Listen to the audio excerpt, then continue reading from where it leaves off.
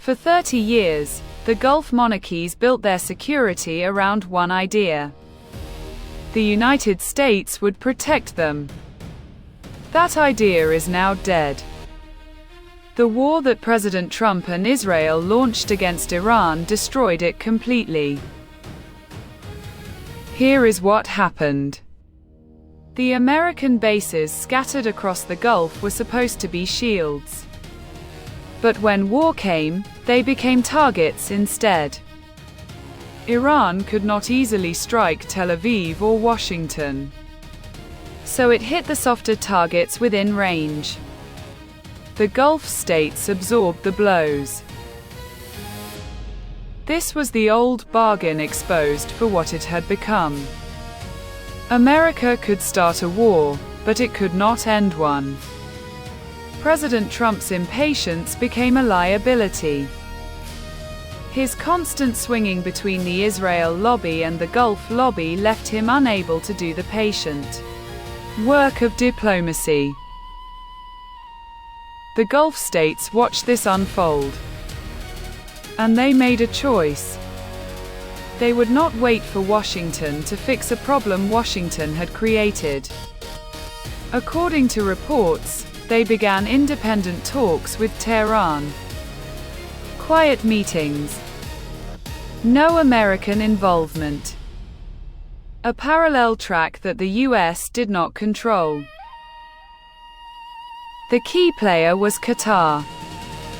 The small Gulf state used its existing channels with Iran to open a back channel for de-escalation.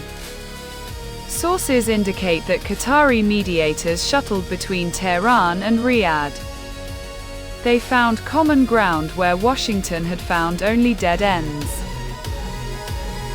What this means is a complete reversal of the old order. For decades, the Gulf followed America's lead on Iran. Now the Gulf is leading. And Washington is watching from the sidelines. Analysts say this marks the end of the US security monopoly in the Gulf. The numbers tell the story. The war cost the Gulf states billions in damaged infrastructure and lost oil revenue. But the diplomatic solution cost almost nothing. And it worked. According to reports, Iran agreed to halt attacks on Gulf targets in exchange for security guarantees from the Gulf states. Here is the question nobody in Washington wants to answer. If the Gulf states could negotiate with Iran, why could the United States not do the same? The answer, according to analysts, is that American domestic politics made real diplomacy impossible. The Gulf states had no such constraints. The lesson for the rest of the world is clear. American security guarantees are only as reliable as the American president of the day. The Gulf states learned this the hard way. Now they are building a new regional order. One where they call the shots. Not Washington. For Pakistan, this story hits close to home. The same lesson applies in South Asia.